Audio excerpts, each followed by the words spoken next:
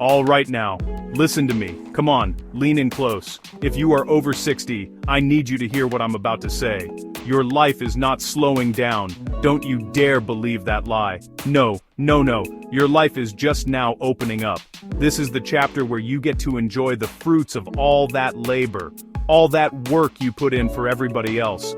Now it's your time. And today, I'm gonna show you the 10 simple rules, and I mean simple, that can help you live longer, stay stronger, and feel happier every single day. We ain't talking about climbing mountains or running marathons. We're talking about real, down-to-earth changes that make a world of difference. Now, I know what some of y'all are thinking. Steve, I'm tired. I got aches and pains. My get up and go has got up and went. I hear you. I feel you. But let me tell you something. That fire is still in there.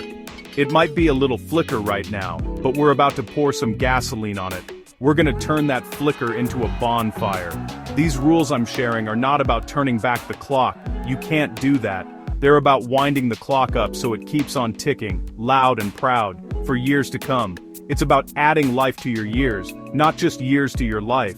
You earned this. You deserve this. So stay with me. Before we get into the good stuff, do your man a favor.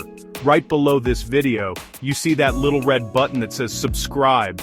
Go on and click that thing. This whole channel right here is dedicated to you. It's here to help you stay healthy, stay positive, and stay strong through these golden years.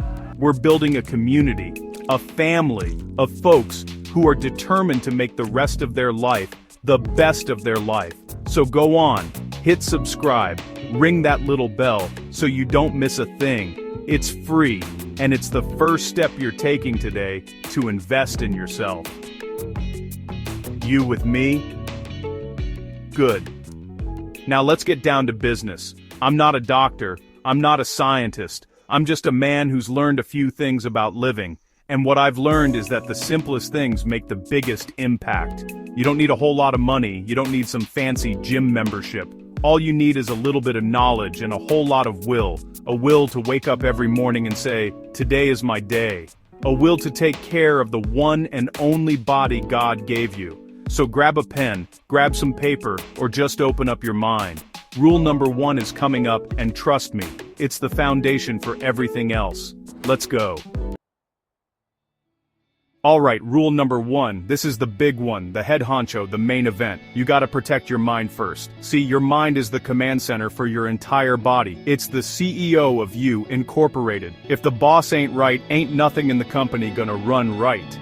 Your legs can be strong. Your heart can be pumping. But if your mind is full of clutter, stress, and worry, the whole system breaks down. Think of it like the engine in a classic car. You can have the shiniest paint job and the plushest leather seats, but if that engine is sputtering and clogged up, you ain't going nowhere. Your mind is your engine, so what does it mean to protect your mind? It means you gotta stand guard at the door of your thoughts. You are the bouncer. You get to decide what comes in and what stays out. All that negativity you see on the news, you can turn that off. That gossipy neighbor who only wants to talk about who's sick and who's falling apart. You can limit that conversation. You have got to be intentional about what you feed your brain. You wouldn't put dirty fuel in your car, would you? So why would you let junk thoughts clog up your beautiful mind? It's about making a conscious choice to focus on what's good, what's positive, and what's peaceful. Let's talk about stress. Stress is a mind killer. It's like a slow leak in your tire. You might not notice it at first, but over time, it leaves you flat on the side of the road. When you're stressed, your body releases all these chemicals that are meant for a fight or flight situation, like running from a bear. But most of us ain't running from bears. We're stressing about bills, about the kids, about what somebody said last Tuesday. Your body doesn't know the difference. It just knows it's on high alert, and that wears you down. Protecting your mind means learning to tell yourself, hold on, is this a bear? No? Then we can calm down. It's about creating mental calmness. This ain't some mystical thing. It's practical. It's finding 5 minutes in your day to just sit in a quiet room and breathe. Just breathe. In through your nose, out, through your mouth. Pay attention to the air filling up your lungs and then leaving. That simple act tells your command center, your brain, that everything is okay. It's a reset button. You're telling the CEO, hey, take a coffee break. We got this. Protecting your mind isn't a one-time fix. It's a daily practice.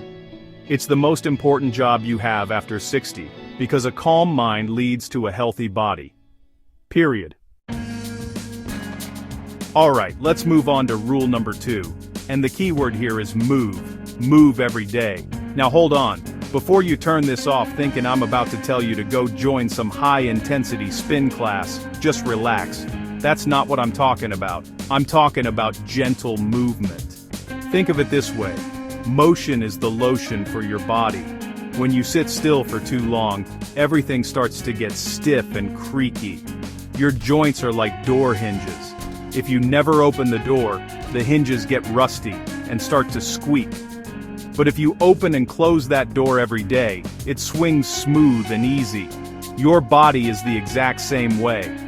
The goal here is not to become a bodybuilder. The goal is longevity and quality of life. It's about being able to get down on the floor to play with your grandkids, and then get back up without calling the fire department. It's about being able to carry your own groceries, reach for something on the top shelf and walk around the block without getting winded. These are the things that keep you independent, that keep you living a full and vibrant life. And the key to all of it is simple, gentle, daily movement. It's not about how hard you move. It's about the fact that you move consistently. So what kind of movement are we talking about? We're talking about things your body was designed to do. Walking is the king of all exercises. It's low impact, it's free, and you can do it almost anywhere. Just a 15 or 20-minute walk every day can work wonders. It gets the blood flowing, it lubricates the joints, it clears your head. Don't worry about speed, just walk at a comfortable pace, where you can still hold a conversation. Put on some good music or a podcast, or just listen to the sounds of your neighborhood. The simple act of putting one foot in front of the other is one of the most powerful things you can do for your health. And remember this: something is always better than nothing. If you wake up and your arthritis is acting up and you can't imagine going for a walk, don't just give up and sit in the chair all day. Do some gentle stretches while you're sitting. Roll your shoulders back and forth. Circle your ankles. Clench and unclench your fists. Even these tiny movements send a signal to your body and your brain that you're still in the game. They keep the fluid moving in your joints and prevent you from getting stiffer. The motto is, move every day, but listen to your body and be gentle. Alright now, let's talk about something real important. We're talking about what you put in your body. Now see, a lot of folks get this twisted. They think food is just about filling your belly when it starts rumbling. But let me tell you something. After 60, your body is like a high-performance classic car. You can't just be putting any old cheap gas in the tank and expect it to run smooth. No sir, you gotta put that premium fuel in there. I'm talking about food that gives you real, honest-to-goodness energy, not the kind that makes you want to take a nap 30 minutes after you eat. It's about fueling your engine for the long haul, not just getting from one meal to the next. Think about it like this. When you were younger, you could eat a whole pizza, a bucket of chicken, and a gallon of sweet tea and still go out and shoot some hoops. Your body was a furnace. It just burned through everything.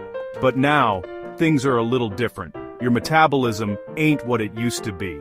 It's slowed down. It's taken its sweet time. So if you keep throwing that same heavy, greasy food at it, all you're gonna do is clog up the system. It's like trying to run a marathon after eating 3 Thanksgiving dinners.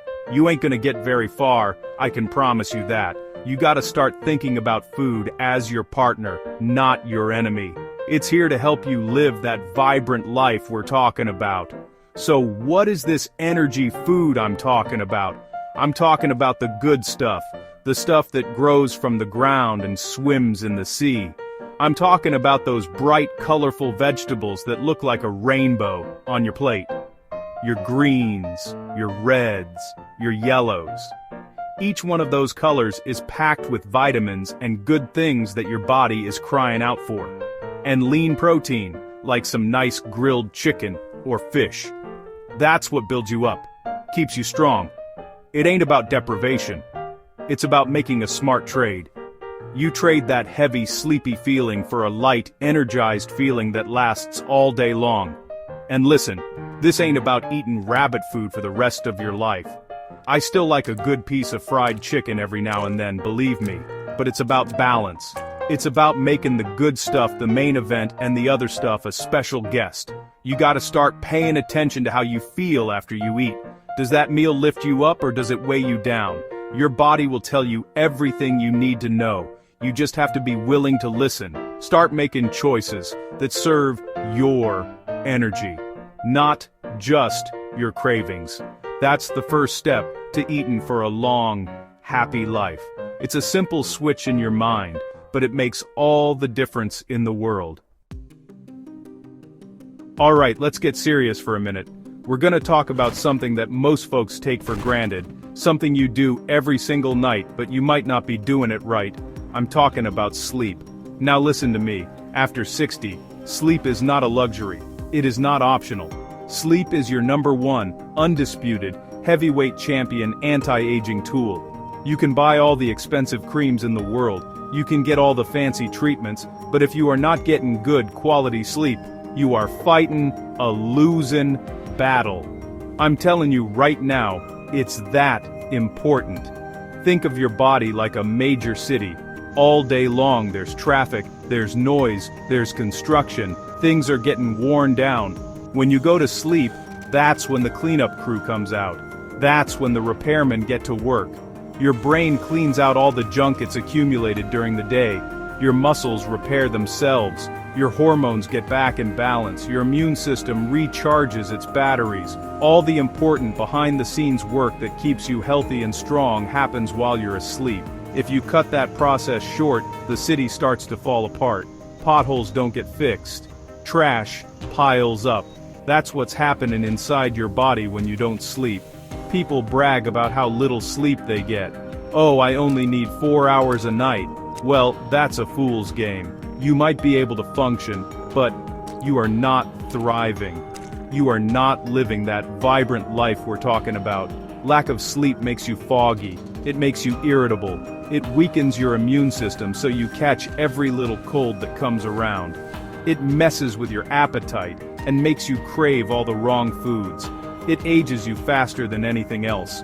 You look in the mirror and you see the dark circles. You see the tired skin. That's your body screaming at you, man, I need some rest. So you have to start treating sleep with the respect it deserves. It is a non-negotiable appointment you have with yourself every single night. It's not something you do after everything else is done. It's a priority. It's the foundation upon which your entire day is built. Good sleep gives you energy. It gives you mental clarity. It improves your mood. It makes you a better husband, a better wife, a better grandparent, a better friend. It is the secret weapon for a long, healthy, and happy life. And the best part is, it's free. You just have to claim it.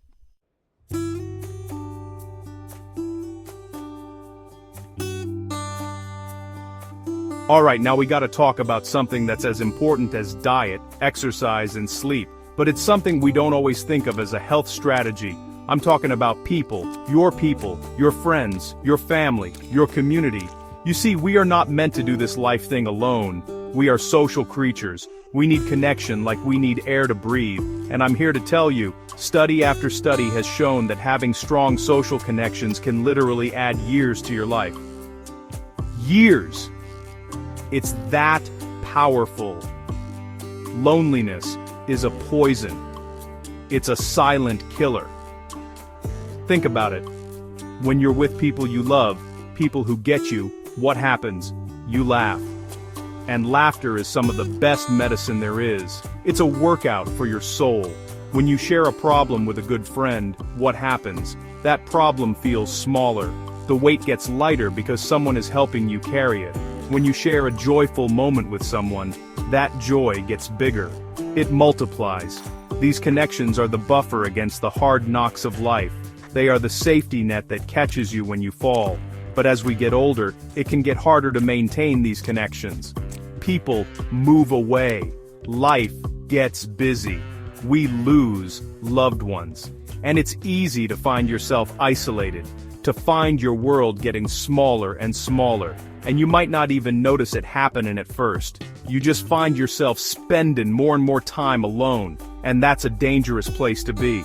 Loneliness can lead to depression. It can raise your stress levels. It can weaken your immune system. It's just as bad for your health as smoking a pack of cigarettes a day. I'm not playing with you. This is serious business. So you have to be intentional about this. You have to make nurturing your relationships a priority. Just like you schedule a doctor's appointment, you need to schedule time with your people. It's not a nice to have, it's a need to have. It's a core part of your wellness plan. You've spent a lifetime building these relationships. Now is the time to enjoy them. Now is the time to lean on them, and now is the time to be there for them too, because this thing is a two-way street. Given that support is just as important as getting it. Okay, so you know it's important, but how do you do it? Especially if you feel like your circle has gotten a little small. Well, the first step is to pick up the phone. I know we all like to text now, but there's nothing like hearing a person's voice. Call your kids. Call your grandkids. Call that old friend you haven't talked to in a while. Just to say hello. Just to see how they're doing. You don't need a big reason. The reason is connection. Just 5 minutes on the phone can brighten your whole day, and theirs too. Don't wait for them to call you. You make the first move. Next, you gotta get out of the house. I know that couch is comfortable, believe me, but the world is happening out there. Find a group or a club that interests you. Is there a senior center nearby? They have everything these days. Card games, dance classes, art classes, day trips. You like to read? Join a book club? You like to garden? Join a community garden. You have a lifetime of skills. Volunteer somewhere. Share your wisdom with the next generation. The key is to put yourself in situations where you can meet new people who share your interests. And don't underestimate the power of a simple, weekly ritual. Maybe you have coffee with a neighbor every Tuesday morning. Maybe you have a standing lunch date with a group of friends every Friday. Maybe you go to your place of worship every week. These regular scheduled interactions become the anchors of your social life. They are the appointments you can look forward to. They give your week structure and guarantee that you're gonna have that face-to-face connection that is so vital for your well-being. It doesn't have to be a big party. Just a simple, consistent connection. And listen, don't be afraid to be the one who organizes things. Don't always wait for an invitation. Be the invitation. Host a small potluck dinner. Invite a few friends over to watch a movie or a big game. Start a walking group in your neighborhood. Sometimes you have to be the glue that holds the social circle together, and that's a beautiful role to play. It not only ensures that you stay connected, but it helps everyone around you stay connected too.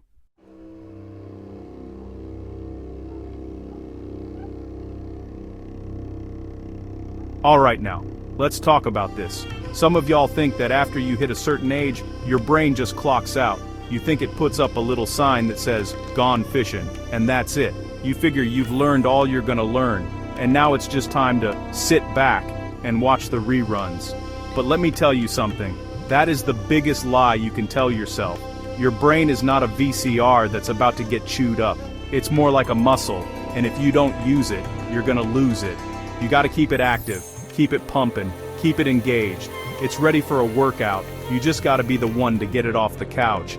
Now, I know what you're thinking.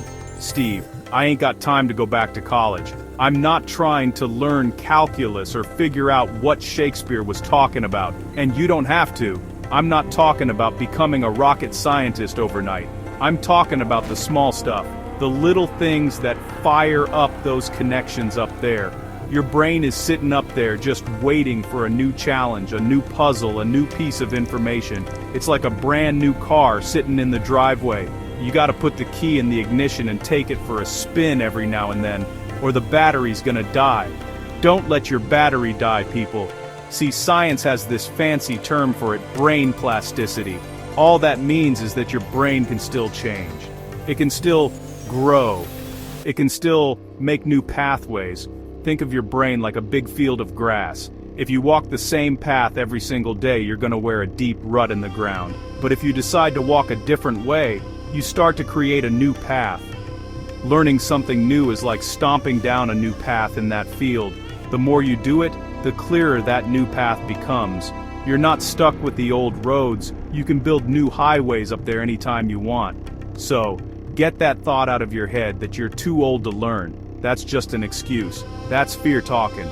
Fear will have you sitting in the same chair, watching the same channel, thinking the same thoughts, until your get up and go has got up and gone. You have got to fight that.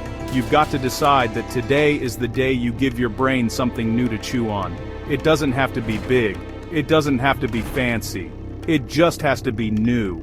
You owe it to yourself to keep that magnificent engine running smoothly for all the years you've got left. And trust me, you got a lot of good years left.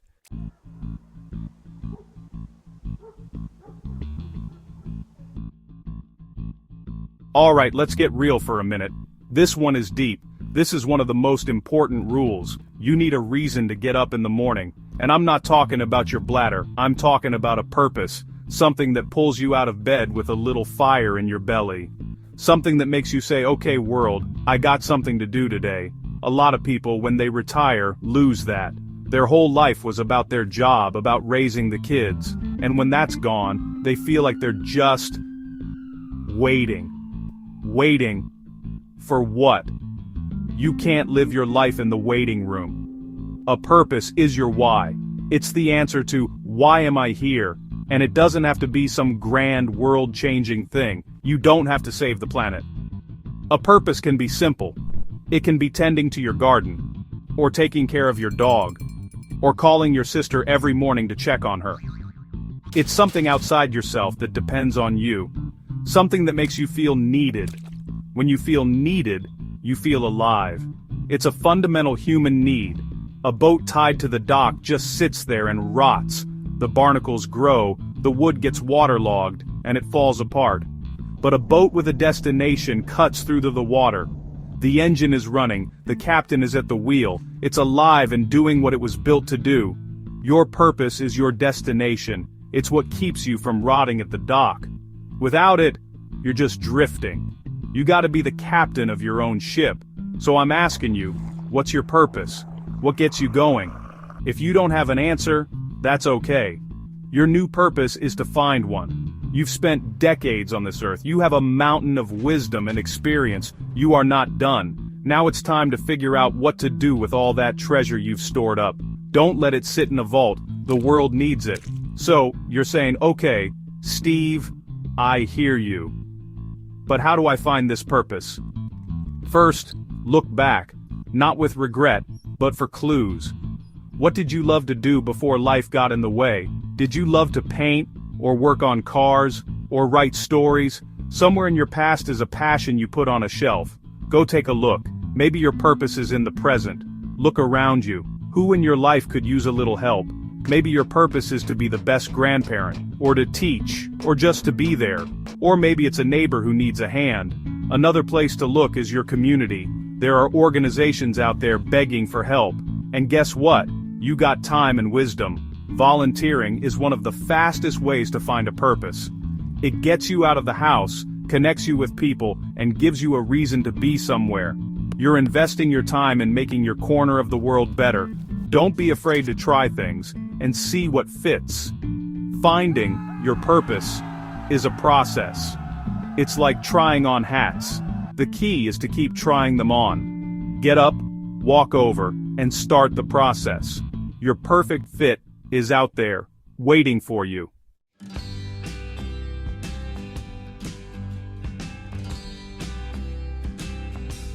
Now, this one here is crucial. When we talk about protecting your heart, most people immediately think about cholesterol and blood pressure. And yes, we're gonna get to that. That's important. But there's another heart you gotta protect just as fiercely. And that's your emotional heart. The one that feels joy and pain and love and disappointment. After 60+ years on this earth, that heart has been through some battles. It's got some scars on it. it's got some dents. And you have got to be its #1 bodyguard from here on out. What does that mean? It means you have to be selective about who you let in. You gotta have a velvet rope policy for your soul. Not everybody gets into the VIP section. You have earned the right to be picky with your time and your energy. If somebody in your life does nothing but complain, criticize, and bring you down, you have my full permission to love them from a distance. You can't afford to let someone else's storm cloud rain all over your sunny day.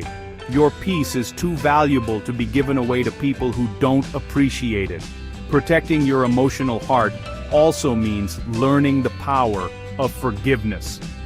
Now I know that's a tough one. Some of y'all are still holding on to grudges from 1982. You're carrying around these big, heavy bags of resentment. And for what? The person you're mad at is probably out there living their life, not thinking about you at all. You're the only one suffering. Forgiveness is not about letting them off the hook.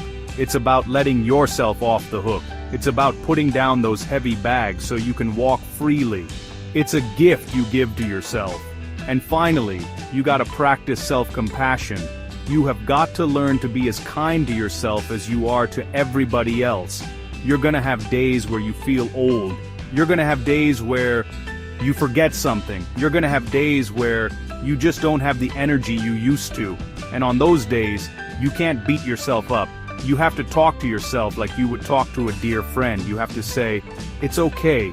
You're doing the best you can. Rest up. Tomorrow is a new day. That kindness is a shield for your heart.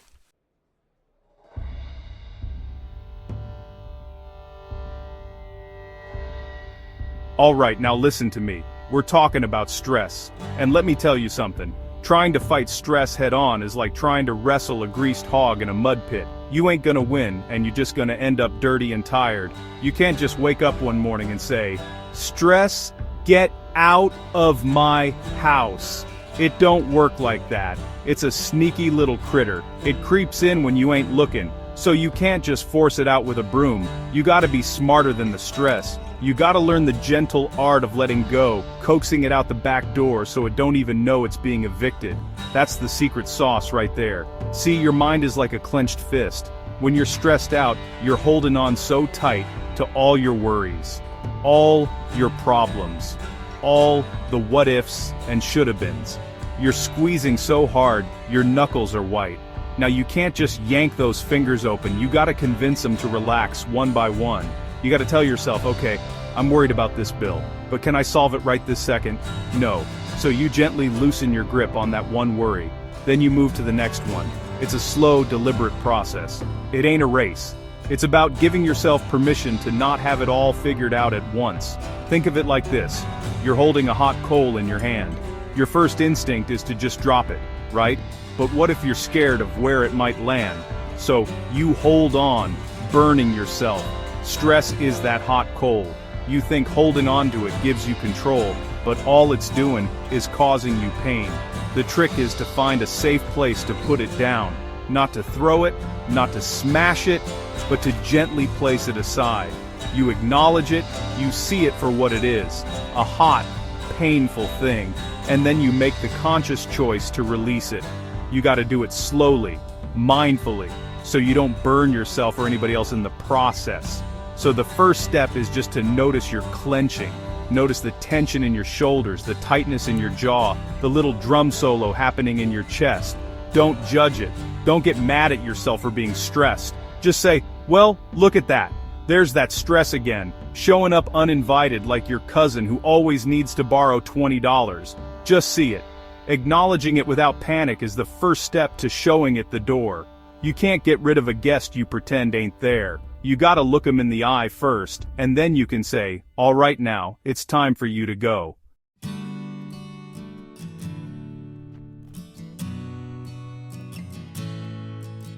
Alright, let's talk about celebration. Now, when I say celebration, what do you think of? Big stuff, right? Birthdays, anniversaries, holidays, winning the lottery. And those are great, don't get me wrong, I love a good party. But if you're only waiting for the big moments to feel joy, you're gonna be waiting a long, long time. Life, especially after 60, is lived in the small days. It's lived in the Tuesdays and Thursdays.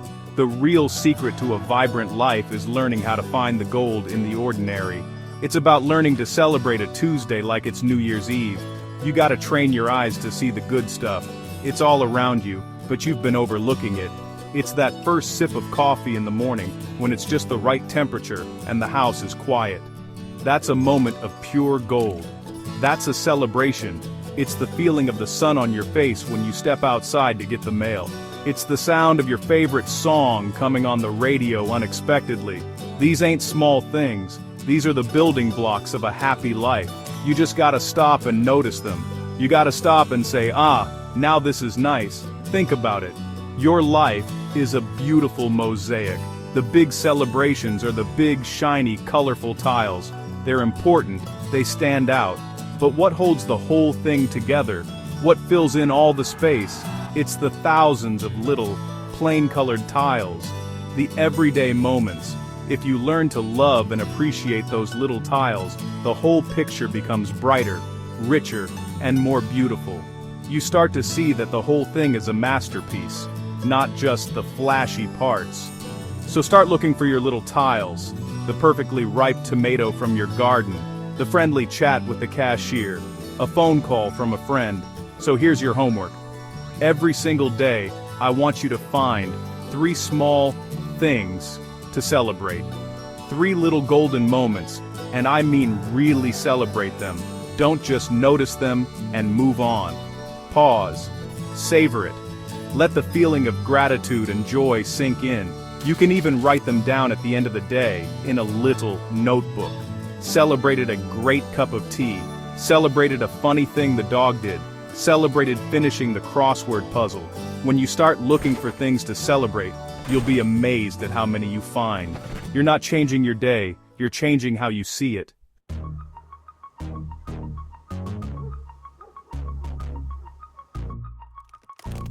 So, there you have it. 10 simple rules. Protect your mind, move your body, eat for energy, sleep deep, connect with people, learn something new, find your purpose, protect your heart, let go of stress, and celebrate every single day. Look, none of this is rocket science. It's simple. But let me tell you something I know for sure. The simple things, done consistently, are what change everything. These rules are your roadmap.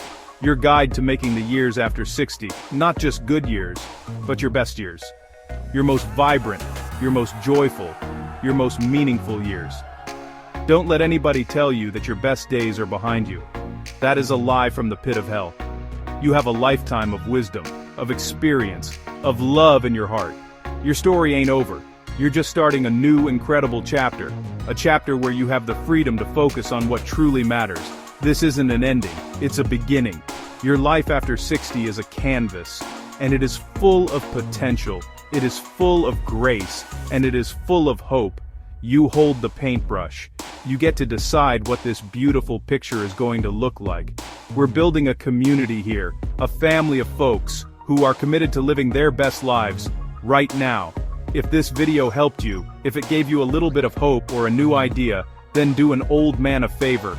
Hit that subscribe button, join us. We're all in this together, and we're just getting started.